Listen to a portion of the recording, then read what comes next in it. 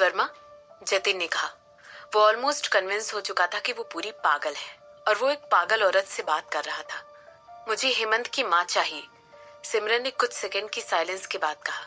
इसके बाद वो आगे कहने लगा, अपने दादाजी से कहो कि मेरे मामले में दखल न डाले। हाँ, यही वो चीज है जिस पर हम सबका एग्रीमेंट हुआ है और हमारी आपस में ऐसा करने की ही बात हुई है। हालांकि मेरे माता और पिता दोनों ही बहुत अलग इंसान हैं। मेरे फादर मिलिट्री में थे और मेरी माँ कभी मिलिट्री नर्स हुआ करती थी। मगर मुझे यकीन है तुम्हें इस बात का ऑलरेडी पता होगा, जतिन ने कहा। इस पर सिमरन ने कहा, हाँ मुझे पता है। मैं बहुत आसानी से माफी नहीं देती हूँ मिस्टर जतिन, और ये एक ऐसी बात है जिसका मैं आपको यकीन दिला सकती हूँ। तो क्या आप ये कहना चाहते हैं कि आप अभी भी रस्तोगी फैमिली को चोट पहुंचाएंगी? जतिन ने पूछा। नहीं, मैं तुम्हारी फैमिली की लाइफ बर्बाद नहीं करूंगी। मैं इतनी भी बुरी नहीं हूँ। ऐसा कहते हुए सिमरन ने अपनी उंगलियों से टेबल पर ड्रम बजाया। इसके बाद वो आगे कहने लगी, हालांकि इसका मतलब ये नहीं है कि मेरे हस्बैंड भी मेरी तरह ही इतने काइंड हार्टेड हैं। इस बात पर जतिन तुरंत सिमरन की तरफ आंखें छोटी करके देखने लगा। इस समय ये सोच रहा था कि आखिर सिमरन के दिमाग में क्या खिचड़ी पक रही थी। इसके बाद वो कहने लगा, मिसेस वर्मा, चिंता मत करो, मैं उसे तुम्हारी फैमिली को छूने भी नहीं दूंगी। ऐसा कहने के बाद सिमरन अपनी सीट से उठकर खड़ी हो गई और अपनी पीठ जतिन की तरफ टर्न करके कहने लगी, मगर इसका ये मतलब होगा कि तुम्हें मुझे किसी चीज का दाम तो चुकाना पड़ेगा। ऐसा कहते हुए सिमरन ने अपने हाथ अपनी चेस्ट के ऊपर रखते हुए क्रॉस कर लिए और इस समय उसकी आंखें उसके सामने वाली फ्लोर से सीलिंग तक की विंडोज पर गई और वो कहने लगी, अब से रस्तोगी फैमिली मेरी एहसानमंद रहेगी। ऐसा सुनते ही जतिन के एक्सप्रेशन तुरंत चेंज हो गए और वो आगे कहने लगा, हम आपके लिए किसी भी चीज के लिए एहसानमंद नहीं होने वाले हैं। शशांक कभी भी तुम्हारे अंकल और ग्रैंडफादर को जुल्मों के लिए फ्रेम कर सकता है जो उन्होंने कभी किए ही नहीं है। ऐसा कहते हुए सिमरन आगे कहने लगी, उनके बिना और मिस्टर मोहन के बिना पूरी रिश्तों की फैमिली धीरे धीरे टूटकर बिखर जाएगी। मेरा हस्बैंड कभी कभी ओवर रिएक्ट करता है, खासकर तब जब बात मुझ पर आती है। मिस्टर जतिन, किसे पता वो तुम्हारी फैमिली के साथ आगे क्या करेगा। आखिरकार वो तुम्हारे पिता ही थे जिन्होंने तुम्हारी माँ की उस मर्डर को कवर अप करने में हेल्प की थी, सिमरन ने जतिन को याद दिलाते हुए कहा। इसके बाद वो आगे कहने लगी, मैं तुम्हें इस बारे में सोचने के लिए 5 मिनट देती हूँ। तुम? ऐसा कहने के बाद जतिन पूरी तरह स्पीचलेस हो चुका था, जबकि वो इस बात को लेकर बहुत ज्यादा सतर्क हो गया था, क्योंकि उसे रियलाइज हो गया था कि एक्सीडेंटली उसने सिमरन की माँ के कत्ल की सारी डिटेल्स उसे अनजाने में दे दी थी। लेकिन उसने सिमरन से इस मूव की एक्सपेक्टेशन नहीं की थी, उसका एहसान लेना, उसका एहसानमंद होना। तो क्या इस बात का ये मतलब नहीं था कि पूरी की पूरी रस्तोगी फैमिली सिमरन की कमांड के अंदर रहने वाली थी? अब जब इस बारे में सोच रहे थे तो उसे याद आ रहा था कि उसके दादाजी ने उसे खास तौर पर वार्निंग देकर कहा था कि वो सिमरन के साथ किसी भी तरह की किसी भी दिल में एंगेज ना हो, क्योंकि वो बहुत ज्यादा चालाक है। पिछली रात ही जतिन खुद को अपने ग्रैंडफादर से बात करने से रोक नहीं पाया था। उसके लिए ऐसे नहीं था कि सिमरन स्मार्ट थी, लेकिन उनसे बड़ी आसानी से हेमंत की माँ की झूठ के बारे में गलत अंदाजा लगा लिया था। सिमरन की चालें तो बहुत ही सिंपल थी और कोई भी मिलिट्री वाला उसे बड़ी आसानी से नोटिस कर लेता। लेकिन ये बात तो तब थी ना जब उसे उस कहानी का हर पहलू पता होता। हालांकि उसके ग्रैंडफादर ने उसे फिर भी वार्निंग दी थी कि वो सिमरन की अनप्रेडिक्टेबिलिटी से सावधान रहे, लेकिन उस समय उसने उनकी बात को नकारते हुए उनकी हंसी उड़ाई थी। उसे लग रहा था कि भला एक औरत एक मिलिट्री ऑफिसर को स्ट्रेटेजी के मामले में कैसे हरा सकती है। पूरी रात वो बस सिमरन के तरीकों के बारे में सोचता रहा और उसने इसका बस यही हल निकाला कि हेमंत की माँ और हेमंत के पिता दोनों ने पैनिक में आकर उस पर अटैक कर दिया था। ये तब काम करने वाला नहीं था जब बात मिलिट्री के आदमियों पर आती है, क्योंकि वो लोग हमेशा ही अपनी पूरी जिंदगी आप लोगों से डील करने में बिता देते हैं। मिस्टर जतिन, मुझे मेरी पूरी जिंदगी जिन भी लोगों से मिली उनमें से हर किसी ने हमेशा अंडर एस्टिमेट ही किया है। सिमरन के मुंह से अचानक निकलते हुए शब्दों ने जतिन को अपने ख्यालों की दुनिया से बाहर निकाल दिया था। इसके बाद सिमरन आगे कहने लगी, चाहे बात तब की हो जब मैं एक बच्ची थी या जब मैं एक बिजनेस वुमेन बन गई, वो लोग कहते हैं कि ये दुनिया आदमियों की बनाई हुई है और इसमें किसी औरत के लिए कोई जगह नहीं है। ऐसा कहने के बाद सिमरन धीरे से जतिन की तरफ मुड़ी और टेबल की तरफ चलकर जाने लगी। इसके बाद उसने आगे जतिन से कहा, इस बिजनेस की दुनिया में औरत मर्दों से ज्यादा काम इसलिए करती है ताकि वो उन्हें इस बात का यकीन दिला सके कि वो बहुत ही कैपेबल है। तुम्हारा पॉइंट क्या है? जतिन ने पूछा। सिंपल है, तुम मुझे एनालाइज करना बंद कर दो। ये तुम्हारे बस की बात नहीं है, इसमें तुम पूरी तरह फेल होगे। जब सिमरन ऐसा कह रही थी तब जतिन ने अपनी आंखें छोटी करके सिमरन की तरफ देखा और सिमरन अपनी बातें आगे कंटिन्यू करते हुए कहने लगी, मैं तुम्हें बिल्कुल एक किताब की तरह पढ़ सकती मिस्टर जतिन। उस मोमेंट से जब तुम मेरे ऑफिस में चल कर आए थे, मुझे तभी दिख गया था कि तुम औरतों को अंडर एस्टिमेट करते हो। मैं जानती हूँ तुमने मुझे भी अंडर एस्टिमेट किया था। मैं ऐसा नहीं, जतिन ने अपने बचाव में कहने की कोशिश की। मैं तुम्हारे जैसे आदमियों से मिल चुकी हूँ मिस्टर जतिन, उनकी गिनती मेरे पास काफी ज्यादा है। सिमरन ने जतिन को बीच में ही इंटरप्ट करते हुए कहा, और जितनी बार मैं तुम्हारे जैसे किसी आदमी से मिली, मैंने उन्हें उनकी औकात दिखाने में 1 सेकंड नहीं लगाया, और इसमें मैं कभी फेल भी नहीं हुई। सिमरन के ब्लंट अंदाज ने जतिन को पूरी तरह चौंका दिया था। हालांकि उसकी ज्यादातर लाइफ मिलिट्री में ही बीती थी, लेकिन वो हमेशा ही ऐसे लोगों से एक्सपोज्ड रहा था जो कि पहेलियों में बात करना पसंद करते थे और अपनी मीठी शब्दों के पीछे तीखी इंसल्ट की भावना को छुपाते थे। ऐसा नहीं है कि मैं तुम्हें ब्लेम कर रही हूँ, सिमरन ने अपनी बात को आगे बढ़ाते हुए कहा। वो समझ गई थी कि उसके सामने जो आदमी बैठा हुआ है कई सारी डिफरेंट तरीकों की औरतों के साथ काम कर चुका है। यहाँ तक कि वो मिलिट्री के उस स्पेशल डिवीजन में भी काम कर चुका था जिसमें इंटेलिजेंस और इंफॉर्मेशन गैदरिंग के साथ डीलिंग होती थी। वो आदमी अपनी बेस्ट कोशिश कर रहा था कि वो सिमरन के ऑक्शंस को डिकोड कर सके, लेकिन आज जतिन के साथ इतना बुरा हुआ जो कि उसे हार का मुंह देखना पड़ा। इसके बाद सिमरन उससे कहने लगी, अब मैं जो कुछ भी चाहती हूँ उसके बारे में बात करते हैं, तो चले मिसेस वर्मा। मैं नहीं, जतिन ने हड़बड़ाते हुए कहा। इससे पहले कि तुम मेरे ऑफर को ठुकराओ, मैं चाहती हूँ कि तुम्हें इस बारे में पता चले कि वो मैं नहीं हूँ जो तुम्हारी शुक्रगुजार हूँ, या तुम्हारी फैमिली ने आज तक मेरे लिए कुछ भी ऐसा एहसान नहीं किया है जिसके लिए मैं तुम्हारी एहसानमंद रहूं। लेकिन तुम्हारे पिता को मुझे सच बताना पड़ेगा। उन्हें ये बताना पड़ेगा कि मेरी माँ के मर्डर में उनका एग्जैक्टली क्या रोल था, और तुम्हारी माँ और तुम्हारी बुआ दोनों ने मेरी माँ का मर्डर कैसे अरेंज किया था। अब इसके बारे में ध्यान से सोचो मिस्टर जतिन, सिमरन ने कहा। एक बार फिर जतिन स्पीचलेस हो गया था।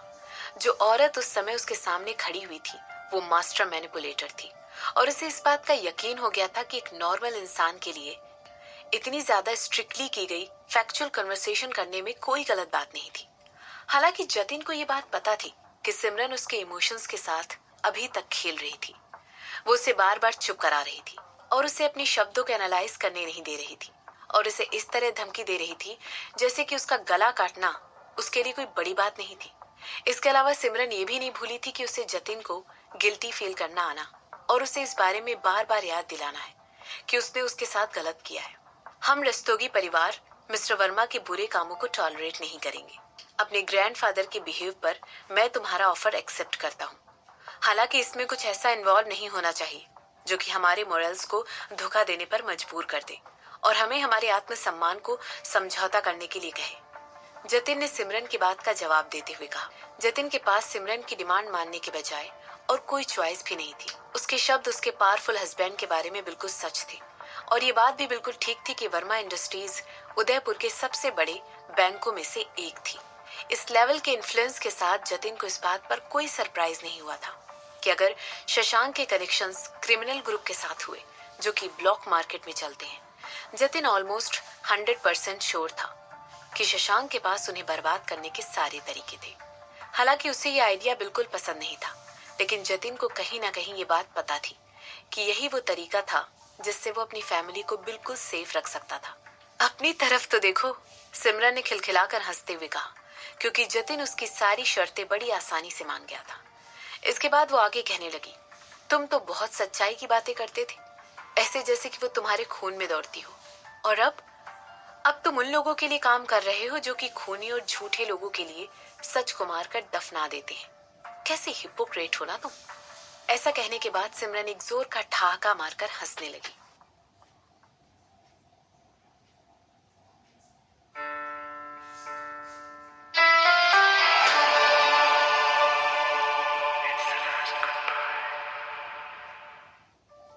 रस्तोगी परिवार वो चीज है जो इस समय मुझे चाहिए। तुम्हारे बाल की परछाई को छुआ भी नहीं जाएगा, मगर तुम्हें सब कुछ वैसे ही करना होगा जैसे कि मैं तुम्हें करने के लिए कहूंगी। सिमरन ने अपनी आंखों में एक ऑब्वियस चमक के साथ कहा, लेकिन वो चमक जतिन के एनालाइज करने के लिए ज्यादा देर वहां नहीं थी। तुम चाहती हो कि हम लोग तुम्हारे लिए काम करें? जतिन ने सिमरन से अविश्वास से भरी हुई नजरों से पूछा। तुम मेरी बात को मिसअंडरस्टूड कर रहे हो। सिमरन ने अपने सामने खड़े हुए आदमी की तरफ जानबूझकर घूरते हुए कहा। यह जतिन एकदम कठोर और क्रूर किस्म का आदमी माना जाता था। शशांक के अकॉर्डिंग यह आदमी अपने पिता से भी ज्यादा क्रूर था। इसके बाद सिमरन अपनी बात को आगे बढ़ाते हुए कहने लगी, काम करने की अपनी एक अलग कीमत होती है, और अब हम दोनों को पता है कि मुझे वो सब नहीं चाहिए। मैं चीजों को और ज्यादा कॉम्प्लिकेट करना नहीं चाहती हूँ। मेरा मकसद बिल्कुल सिंपल है। अब से तुम रस्तोगी परिवार में रहकर वो सब करोगे जो मैं चाहती हूँ कि तुम सब लोग करो। अगर मैं पूरब की तरफ जाने के लिए कहूँ तो तुम लोग उसी तरफ जाओगे। अगर मैं तुम लोगों से अपनी जगह पर खड़े रहकर कूदने के लिए कहूँ तो तुम लोग कूदोगे, और वो भी बिना किसी इनाम या कंपनसेशन के। तुम चाहती हो हम तुम्हारे गुलाम बनकर रह जाएं? जतिन ने सिमरन से पूछा। गुलाम? गुलाम तो बहुत ज्यादा कह दिया, मगर तुम इस बारे में इस तरह से भी सोच सकती हो, या यूं कह लो कि मैंने तुम सब की जिंदगियों को अपने कब्जे में लेकर बंदी बना लिया है। या तो मेरी शर्तें मानो या फिर मरो। सिमरन ने अपनी बात जतिन के सामने रखते हुए कहा। इसके बाद वो आगे कहने लगी, सिंपल है ना? तुम? ऐसा कहते हुए जतिन गिन भी नहीं पा रहा था कि आज सिमरन ने उसे कितनी बार स्पीचलेस कर दिया था। अगर सच कहा जाए तो जतिन सिमरन जैसी इतनी एम्बिशियस औरत से कभी मिला ही नहीं था। भला वो पूरे रस्तोगी परिवार को उसकी शर्तें मानने पर मजबूर कैसे कर सकती थी? इसके बाद जतिन ने बेबाक होकर सिमरन से कहा, मैं तुम्हारी शर्तें नहीं मान सकता हूँ। वो इस समय सिमरन की इंसल्ट करना चाहता था, क्योंकि वो बहुत ज्यादा एम्बिशियस होकर हवा में उड़ने लगी थी। लेकिन जिससे पहले कि वो अपने मुंह से उसकी बेइज्जती करने के लिए एक और शब्द निकालता, उसका फोन बज उठता और वो कहने लगा, एक्सक्यूज मी, मुझे ये फोन कॉल अटेंड करना पड़ेगा। ऐसा कहने के बाद वो अपनी सीट से उठा और चलकर सिमरन के ऑफिस के दरवाजे की तरफ चला गया। जैसे ही उसे इस बात की श्योरिटी मिली कि उसके और सिमरन के बीच में एक अच्छी खासी दूरी मेंटेन हो गई है, उसने उस कॉल का आंसर किया। उस कॉल को आंसर करते ही उसकी नजरें तुरंत सिमरन पर जाकर टिक गई, जो कि उसकी तरफ एक छोटी सी स्माइल अपने चेहरे पर लिए हुए देख रही थी। जैसे ही वो उस कॉल को सुन रहा था, जतिन एक प्रकार की कोल्ड वाइब्स भेज रहा था, जो कि उसने सिमरन से डील करते हुए अब तक कभी पहले नहीं दिखाई थी। धीरे धीरे उसने अपने हाथ की मुट्ठी बांध ली और सिमरन की आंखों की तरफ देखना अवॉइड करने लगा। इसके बाद उसने कॉल ड्रॉप कर दी और चलकर सिमरन की टेबल की तरफ पहुंच गया और पूछने लगा, तुमने क्या किया? इसके रिस्पॉन्स में सिमरन ने अपनी एक आईब्रो उसकी तरफ उठाते हुए कहा, मैंने तुमसे कहा था कि तुम्हारे पास सिर्फ 5 मिनट है। इसके बाद उसने धीरे से अपनी नजरें नीचे करते हुए अपने नाखूनों की तरफ देखा और अपनी नजरें तुरंत उस आदमी की तरफ कर ली, जो कि इस समय उसके सामने झुककर खड़ा हुआ था, और कहने लगी, क्या तुमने मुझसे एक्सपेक्ट किया था कि मैं तुम्हारे डिसीजन का वेट करूंगी? मिस्टर रस्तोगी, मेरे पास तुमसे और तुम्हारी फैमिली से डील करने के लिए पूरा दिन नहीं है। तुम मेरी माँ और बुआ को कैसे फ्रेम कर सकती हो? जतिन ने गुस्से से उबलते हुए कहा।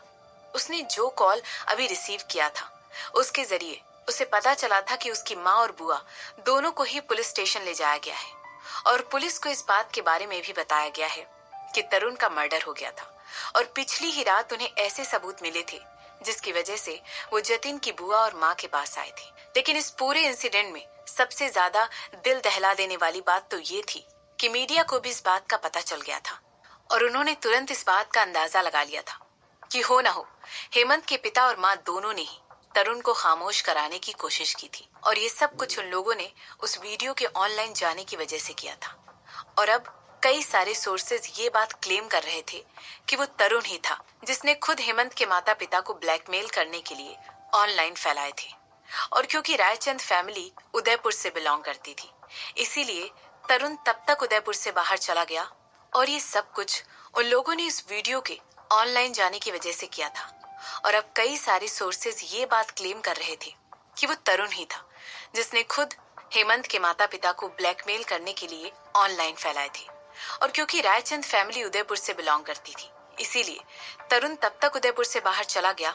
उसे लगा था कि उसे इतनी आसानी से ट्रैक डाउन नहीं किया जाएगा, लेकिन अनफॉर्चुनेटली उसने हेमंत की माँ के बैकअप को अंडर एस्टिमेट कर दिया था। हेमंत की माँ के पास रस्तोगी परिवार की सारी रिसोर्सेज इस्तेमाल करने के लिए अवेलेबल थी। उसने अपनी सिस्टर इन लॉ के साथ कोलैबोरेट किया और तरुण का पता लगा लिया। जहाँ तक कि हेमंत की माँ ट्रेवल करके उदयपुर से उस आदमी को खुद मारने के लिए बाहर भी निकल गई थी। तुम्हारी माँ और तुम्हारी बुआ खूनी है। तुम किस तरह की फ्रेमिंग के बारे में बात कर रहे हो? सिमरन ने हंसते हुए जतिन से पूछा। इसके बाद वो कहने लगी, न्यूज रिपोर्टर ऑलरेडी मंडराते हुए तुम्हारे रस्तोगी परिवार के मेंशन के बाहर पहुंच भी गए होंगे। भला ओल्ड मिस्टर रस्तोगी, जो कि इतने बड़े जर्नल हैं, उन्होंने ऐसी बेटी को कैसे पाल पोस कर बड़ा किया? क्या संस्कार दिए हैं उन्होंने? सिमरन ने टॉन्ट मारते हुए कहा। उन लोगों ने तरुण को नहीं मारा है, जतिन ने सिमरन से कहा। तो? सिमरन ने उससे पूछा। तुम्हारे कहने का मतलब क्या है? तो? जतिन ने आग बबूला होते हुए कहा। भला सिमरन इतनी ज्यादा चालाक कैसे हो सकती थी? हमने ऑलरेडी ये बात कर ली थी कि तुम्हारी फैमिली बीच में नहीं आनी चाहिए।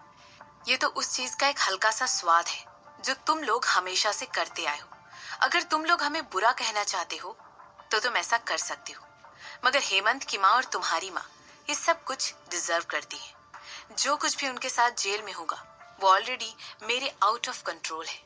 या फिर तुम ये सोच रहे हो कि तुम अभी भी मेरे साथ नेगोशिएट कर सकते हो और मुझे बता सकते हो कि वो जानकी थी जिसने मेरी माँ की हत्या की थी? जैसे ही सिमरन ने देखा कि जतिन उसकी तरफ वहां पर खड़ा होकर उसे घूर कर देख रहा है, वो आगे अपनी बात कंटिन्यू करते हुए कहने लगी।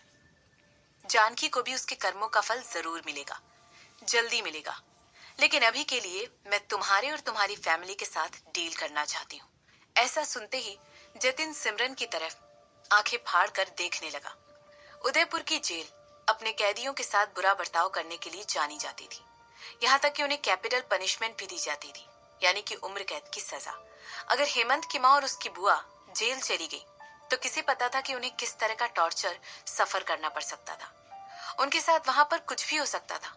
उस पॉइंट पर जतिन ये बात समझ गया था कि जो कुछ भी सिमरन ने कहा था वो सब सच था, कि वो बिल्कुल एक खुली किताब की तरह है जिसे कोई भी आसानी से पढ़ सकता है।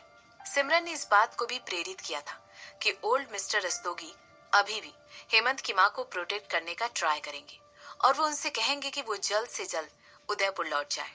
सिमरन ने ये बात भी प्रेडिक्ट कर ली थी कि ओल्ड मिस्टर रस्तोगी हेमंत की माँ के साथ जितनी जल्दी हो सके उतनी जल्दी अपने सारे रिश्ते नाते तोड़ लेंगे और उससे कहेंगे कि वो जल्द से जल्द उदयपुर छोड़कर चली जाए।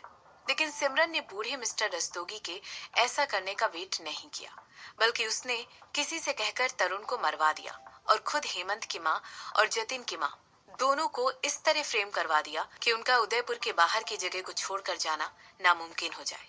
इस पूरे दौरान रस्तोगी परिवार ये दिखाने की कोशिश कर रहा था कि वो लोग वही कर रहे थे जो सिमरन उनसे एक्सपेक्ट कर रही थी। लेकिन वो लोग अभी भी हेमंत की माँ और जतिन की माँ दोनों को ही उसके पीठ पीछे प्रोटेक्ट कर रहे थे। ऐसा लग रहा था कि सिमरन उन लोगों की करतूतों के आर पार देख सकती थी और इसीलिए उसने अपने खुद के प्लान्स को टाइम के पहले ही इम्प्लीमेंट करना शुरू कर दिया था। ऐसा लग रहा था जैसे सिमरन बहुत पहले से जाल बिछा रही थी और इसी प्रोसेस में उन लोगों को प्रोवोक कर रही थी कि वो लोग एक दूसरे को धक्का मारते मारते डायरेक्टली उसके जाल में गिर जाएं और पूरी तरह फंस जाएं। इस वजह से जतिन ये सोचने पर मजबूर हो गया था कि सिमरन ने ये प्लान कब बना लिया था। अभी ये कल की उसने उसे तरुण का वीडियो दिखाया था। अभी कल ही तो उसे अपनी माँ के मर्डर के बारे में पता चला था। आखिर वो इतना सब कुछ पहले से कैसे प्रेडिक्ट कर सकती थी?